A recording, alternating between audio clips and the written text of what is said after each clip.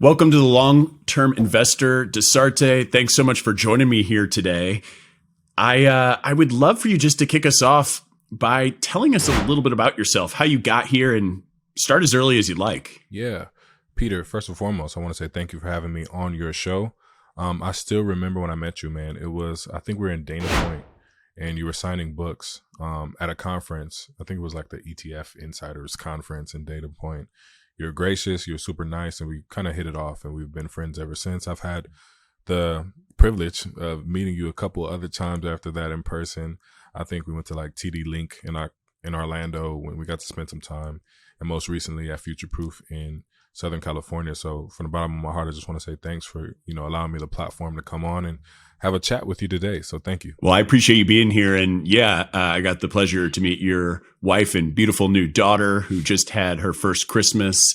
We had that epic Waffle House trip together back in Florida, right before the pandemic. That's going to be one that always holds a special place in my heart. So I'm thrilled to have you. You have done so much in your life, in your career, for the profession as a whole. So this is going to be great conversation for our guests. Really start as early as you like. Take us through the journey of Dasarte. Yeah. I like to say that my story starts back in Liberia, well before I was born. My mother, Dasarte Yarnway and Lambe Yarnway, come from super humble beginnings. My dad from the northeast part of Liberia, from a county called Nimba County. It actually is one of the few counties in our small West African country that borders three other countries: Cote d'Ivoire, the Ivory Coast, Guinea, and Sierra Leone. Right. My mom, I think she's a warrior. I don't know if you saw the latest movie, The Woman King, but she kind of reminds me of the strength of those women depicted in that movie. She was born on a rubber plantation called the Firestone Plantation. And the story of the Firestone Plantation is that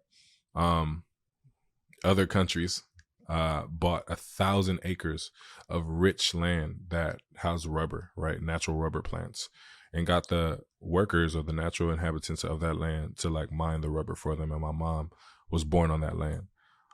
They both, before Liberia had some civil unrest, moved to America so that they can raise their kids. My oldest sister at the time was born, and do better, right? So I think of it as them giving us an opportunity to run our race, right?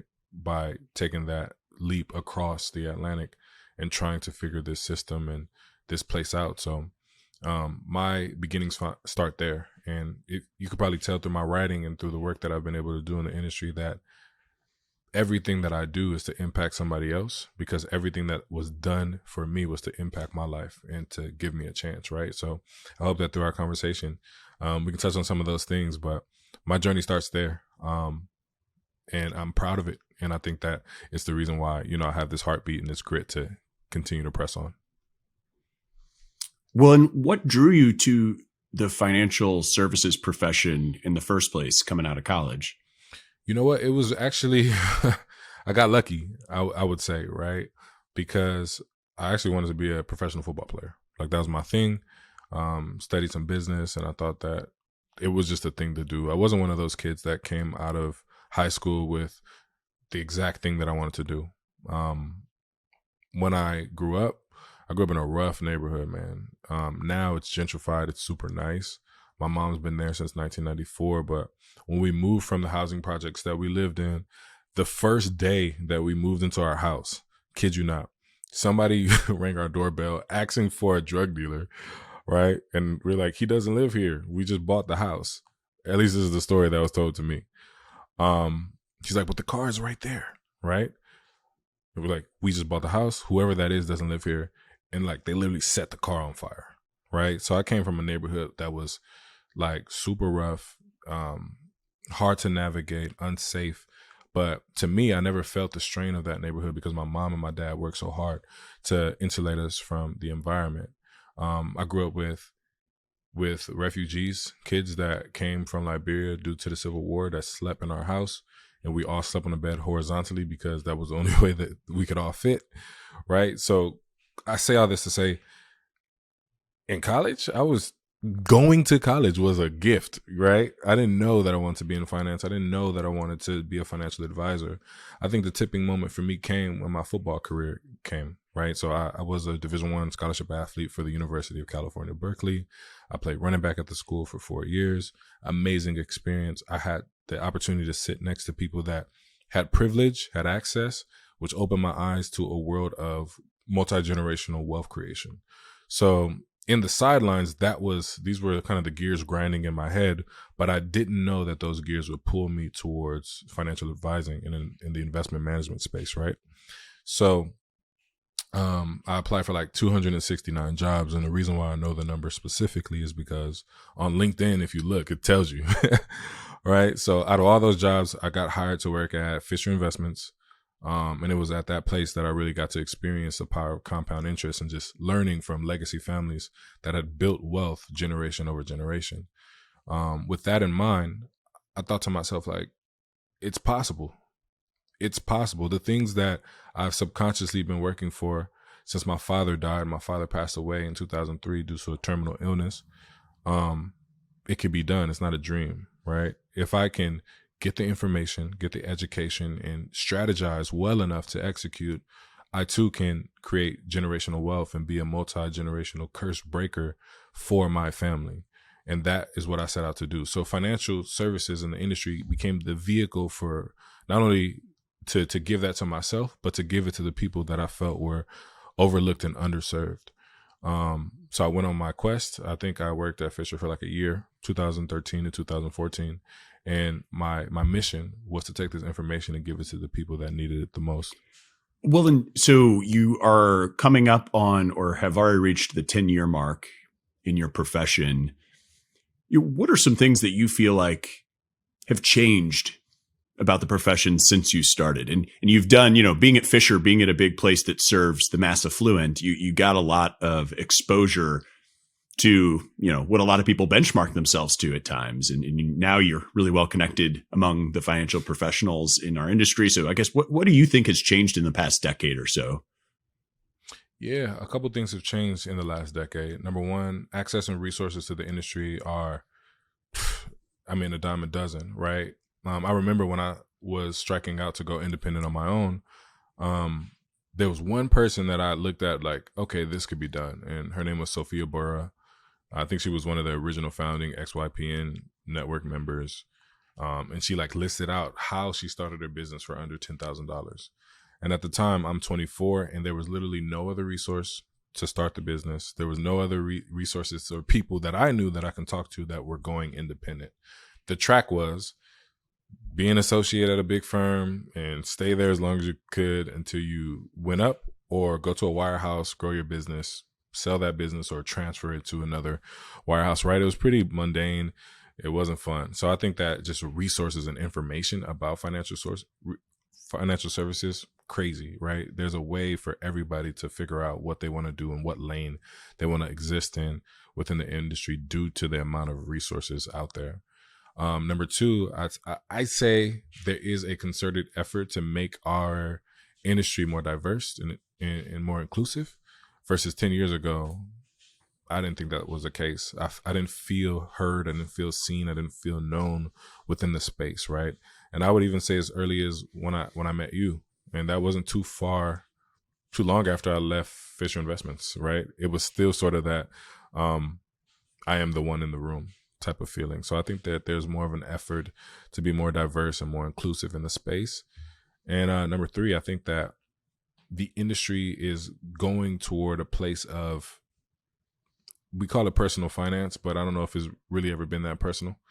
It's really always been kind of data driven. And I think that we're going, I think Brian Portnoy calls it the behavioral advisor. We're going to this place where holistic planning is truly holistic. People care about those qualitative questions, and they're equally as important as the quantitative questions, right? So we're really shifting to a place of personal financial advice versus just like number crunching and being those mad scientists in the room that are trying to make sure that we, can compete with the S&P 500 or whatever benchmark that you throw out there, right? So I think that those three things are things that I've seen over the last decade that that are changing. And if I probably add a fourth one here, industry technology, right? There's a ton of different platforms, networks, resources that allow advisors to do what they need to do in the best and most efficient way possible. And I think that we had a few players back 10 years ago, right? You can refer to Kits's web of wealth tech. I don't know the official name. But every year there's more players in the space that are allowing advisors to do their best work. So those four things really stand out to me. I completely agree with all those things that you're bringing up.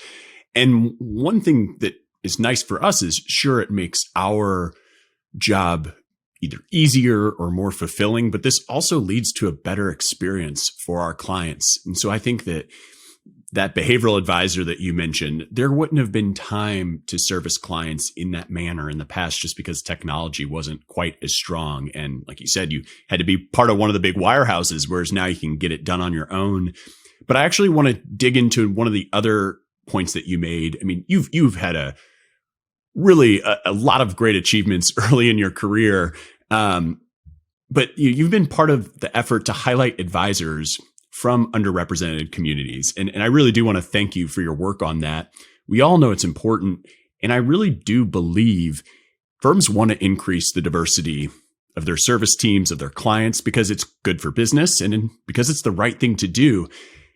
And I think, as you mentioned, there's some progress, but there's still a lot of work to do in the financial services space. So from your personal experience or from observation, what would you encourage financial advisors to do to better equip themselves to make a difference in the diversity of our industry? Absolutely. First of all, we have a stat that we say in the Onyx Advisor Network that 70% of the financial advisors, independent financial advisors, are white men. Of that number, I think a large majority are over the age of 50. So our industry is still old in some ways, right? In a lot of ways. And our country is so diverse. It's so beautiful, right? There's so many talents, different people, backgrounds. Our industry to be able to reflect that beauty in the people that work in it and the people that service clients, right? And I think that businesses are now starting to understand that it is a business risk by not diversifying, because you miss out on the thought, the perspective, right? And that human advice that could be needed internally and externally. So the biggest thing that we say that we do at the Onyx Advisor Network is we say that we see you, we hear you, and we know you. Right? You're seen, you're heard, you're known. And I think business owners and firms have to do a better job of creating that same feeling within their organizations.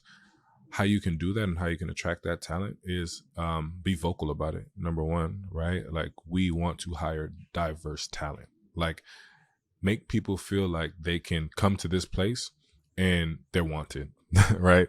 Simple. Like, be vocal about it. And that's kind of what I try to do with my practice and with the Onyx Advisor Network.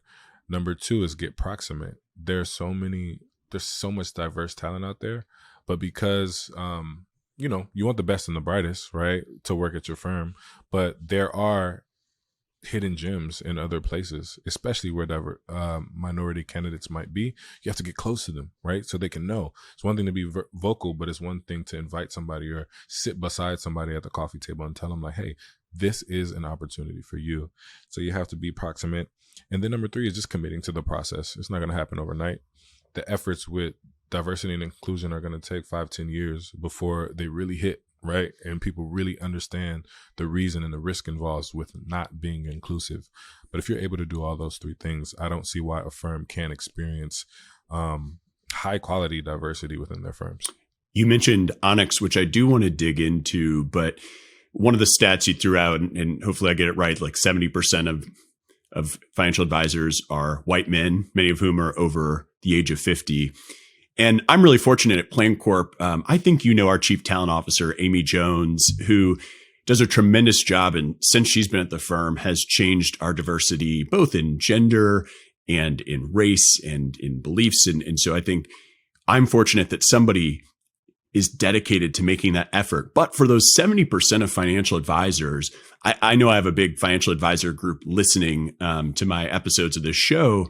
What would you tell the white male advisor that they should do to try to help the industry as a whole?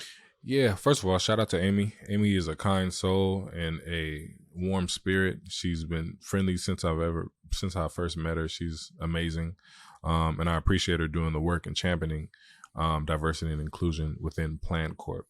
Now, in terms of the advisor, first and foremost, it's really nothing you can do, right? Like, you're born this way.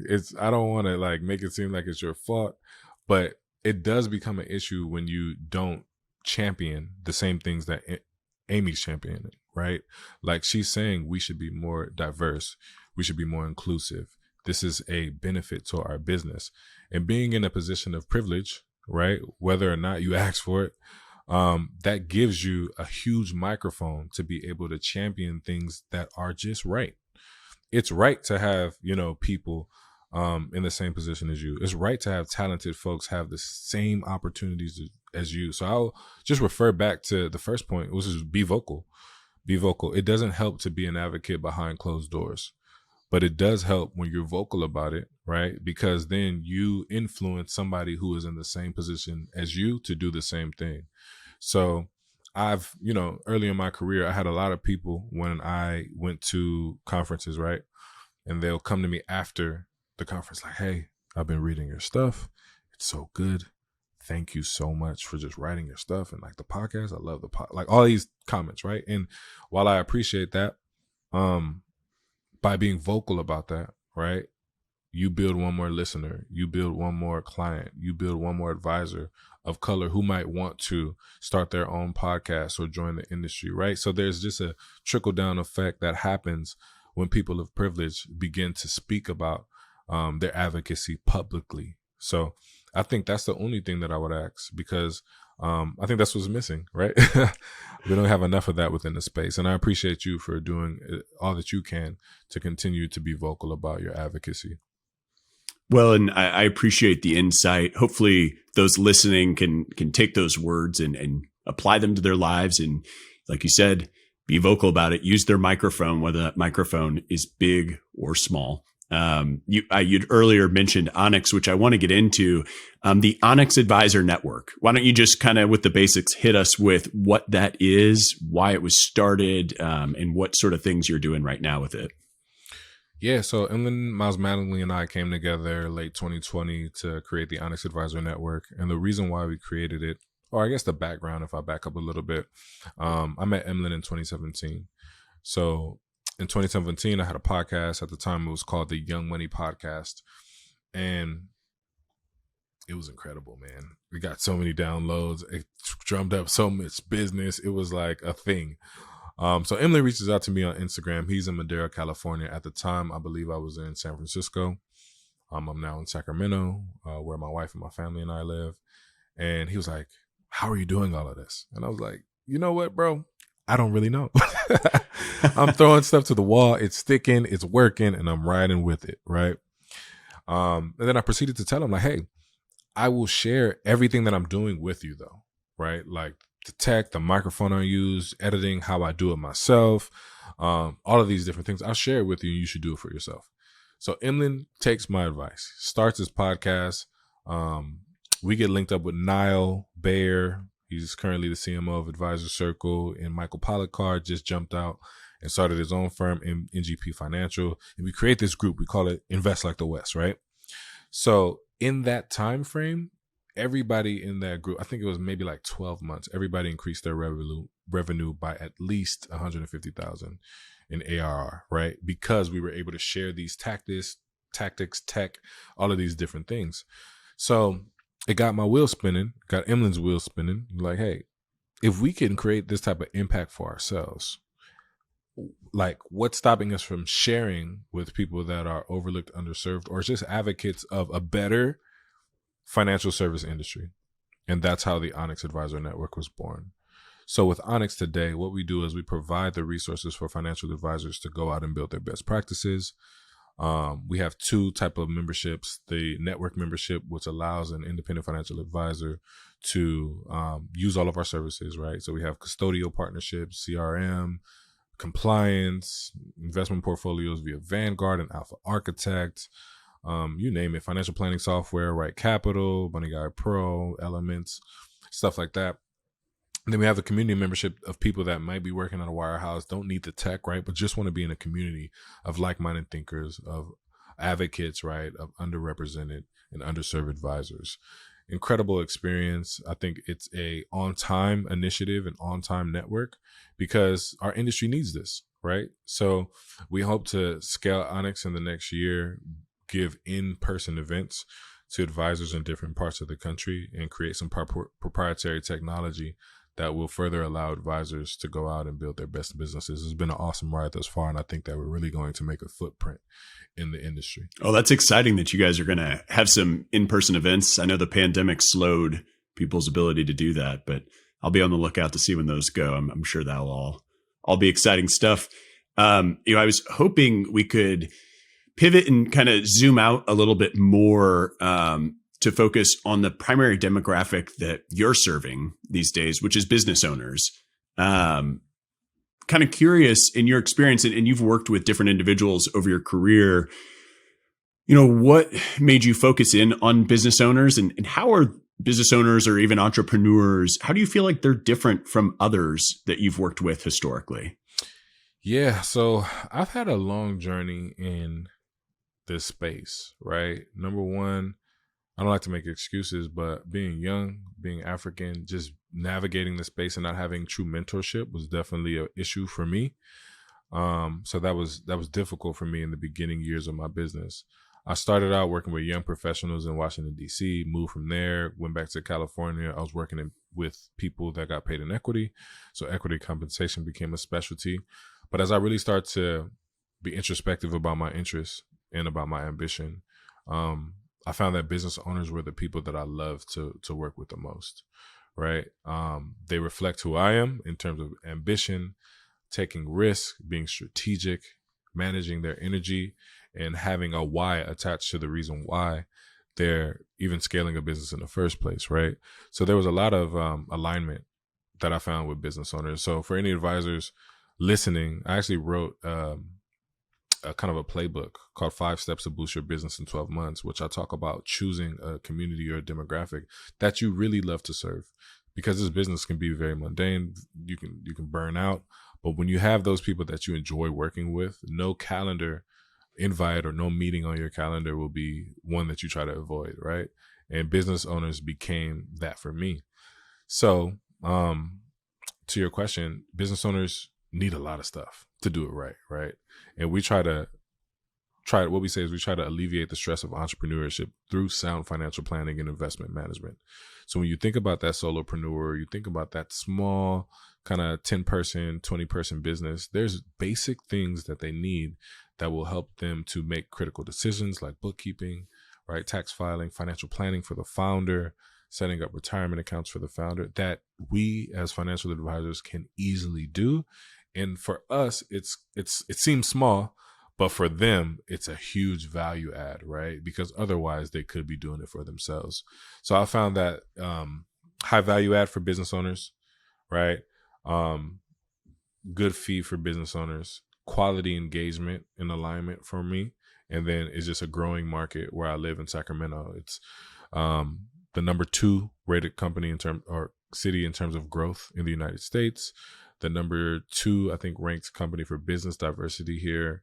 And it's one of the fastest growing markets in the United States. So everything's just aligned, and we have a thriving community of business owners that we work with here in the state of California. That's fascinating. I didn't know that about Sacramento. That's pretty cool. And I had a chance actually to read the ebook you just mentioned. I'll be sure to link to it in the show notes at thelongterminvestor.com. People can sign up, get it, and then you can get your newsletter, which is great too. And gosh, Dasarte, you've already written 3 books. This is just another ebook. So, I mean, prolific writing career already. Has writing always been something that interests you, or were you always a good writer? Or how are you getting so many words on paper in an organized manner? Yeah, I think writing would be my chosen mode of communication. I'll tell you a story. When I was young, my sister was an avid reader. So she was like always reading. I was sneaking in her room. She's 11 years older than me. So you can imagine how many times I got kicked out of her room as a kid. But there was a black-owned bookstore called the Marcus Bookstore in San Francisco and in Oakland, California. So one of the days she took me to this bookstore, and it had like this. I write about this in one of my books in the foreword, and it was this lady looked like a genie, man. Like she had like these droopy clothes, this jewelry on. She had like pearl necklaces. It was wild. So she comes up to me out of everybody in the store, and she's like, "Do you like to write?" And I'm like, "I do." Right. She's like, "Keep writing because it's going to change your life." And I feel like she put a prophecy on my life or something. And from that day on, I just wrote everything. Like I wrote in a journal. My mom worked like the graveyard shift. So I would write to her because I didn't see her as often as I probably would if she worked a regular 9 to 5, right? And that was just the way that I communicated, and it carried over into this space as I tried to brand build, as I tried to like really get my message out there. And I'm super glad that I did.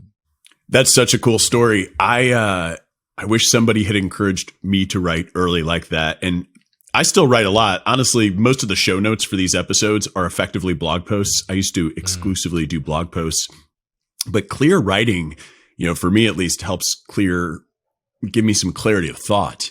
And my oldest son, who's 9, he loves to write, and I'm so psyched about it. So maybe he'll, if he's practiced like you are, then maybe he also will be publishing 3 books plus ebooks early in their career. So, having read that ebook of yours, I was really impressed by the process that you walk through with business owners, with entrepreneurs. And I think it touches on some of these things that you've already talked about, how it's more than just investing. It's more than just numbers. Maybe you could just give the audience a little hint of what your process looks like when you start working with somebody right out the gate. Yeah. So for the audience that listen to this podcast now, yarnwaywealth.com outlines the process. We call it the edge planning process, where the first kind of introductory call is strictly about that person and what they're seeking to achieve. I really don't talk much in that conversation, but ask open-ended questions to figure out, 1, if they're a good fit for our business, but 2, what does money mean to them outside of just like portfolio growth, right? I think a lot of the times advisors can pride themselves on beating the index or beating whatever benchmark that they set out to beat. But really, my goal is to help you and empower you to do what it is that you want to do in life. And I think that's the reason why I love working with business owners, because I'm trying to do the same thing. My business is a vehicle to provide financial freedom, impact, and legacy for my family. So we have this edge call. If they choose to work with Yarnway Wealth, we go ahead and we do just an information gathering call, right, where I help them go through these different pieces of technology and upload everything. We have a genius session. It's our financial planning session when we give them our best ideas and recommendations, and then we go to implementation. But the process that you're speaking about for financial advisors trying to grow their business is really starting with where they want to be. So we call it using your goals as your compass, right? Like your goals will determine like, hey, I want to be at X amount of million or X amount of revenue in this time frame. I want a specific amount of households, 20 households, all with $3 million in, investable assets. If that's your goal, you have to move on to the activity that gets you there, right? The demographic that gets you there, a marketing strategy. It doesn't necessarily mean that you have to create commercials, but what are you doing to get to those households, right? How do you track your progress, right? And also, how do you hire out or use your resources to reduce your workload? So we go through all of that through those 5 steps. And I think that, as a business owner, especially early on, I thought that I could be all things to all people. I could do all things. It would not get done unless I had my hands on it. When now I'm learning the power of delegation, of assignment, right? And of overseeing a project with helping hands on deck. So, it's probably my best piece of work for business owners, because I think that it says it all there. It's very easy. It's an easy read. It's aesthetically pleasing, and it just helps to turn your gears in terms of how you want to build your business, because we have one life to do it. It helps to know what exactly you're building. I loved it. And I think it sort of highlights to me a concept that I think the two of us both agree on, which is just the importance of being a subject matter expert to the group of people that you work with. And being at Plain Corp, we have a lot of advisors, and different advisors specialize in different areas.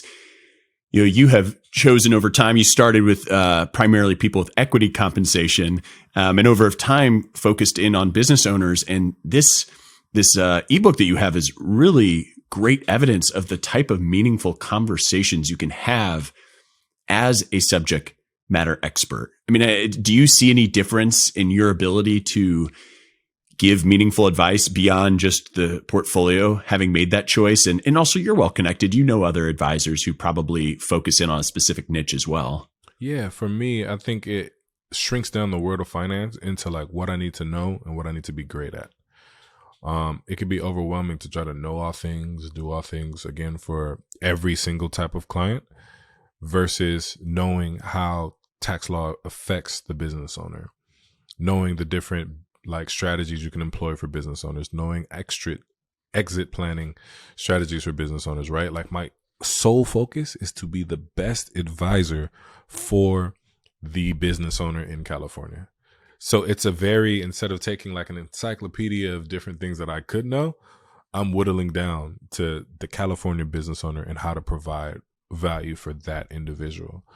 And I think, especially young advisors that are getting into the industry now, the earlier you do that, the better your trajectory is, in my opinion, because it takes time to become known to a certain demographic for whatever niche that you want to, specialize in.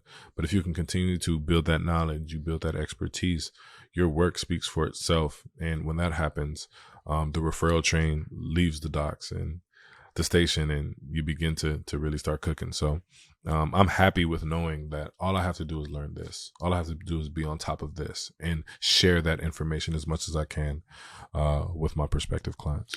Well, and speaking of value and as well as business owners, I imagine that business owners are no different from the average person who doesn't hire an advisor, the number one reason being cost. I see it in all sorts of surveys. I know I've surveyed my email list. RI Intel just had a big study published about the number one reason people aren't publishing is the cost of an advisor. So, I know business owners are very aware of what's coming in and going out, but what would you tell people that do it on their own just to save that proverbial 1% management fee? Right. My belief is that cost is only an issue in the absence of value. So I think for anybody really, if you're not receiving value from the cost that you're paying, then why are you paying it? And I think there's a ton of advisors who are providing so much value for the cost that they charge, and probably less than the cost that they're probably over providing for the cost that they charge, right? And we seek to be that firm that is able to provide consistent value that you're really not thinking about the cost, right? Like it's worth the cost. So that's been my belief. I think that's generally the belief of all of the advisors that are in my circle, right? And that's my question, especially around this time of the year, right? Beginning of the year, end of the year. I'm thinking about how can I continue to provide deep value for my clients? And if I'm doing that, usually clients don't have a problem with paying a 1% fee. So when those questions start to arise, I'm not providing enough value for clients, right? Or they may not be the right fit. But most of the times, I think it's the absence of value. Well, Dasarte, I appreciate you spending some time with me, educating the audience and talking a little bit about some of the things that you're experiencing on a daily basis. If people want to learn more about you, where should they be looking? Yeah, so I think I'm taking a little bit of a social media hiatus for the most part, but www.yarnwaywealth.com is the best place that you can learn more about me. I'll be on LinkedIn a little bit, so you can go to linkedin.com/Dasarte Yarnway. And we do have a podcast that's dropping early 2023 called the Sacpreneur podcast. So think Sacramento plus entrepreneur podcast. So again, Peter, thank you so much for allowing me to speak with you on the podcast. I really, really appreciate it. Yeah, I love this, Dasarte. This is great stuff as always. Again, for all of you listening, you can visit the longterminvestor.com to find all that information. And if you're watching us on YouTube, please be sure to like, subscribe, comment. That helps other people find the show and also helps me decide who to have on next. So we appreciate you all being with us. And until next time, to long-term investing.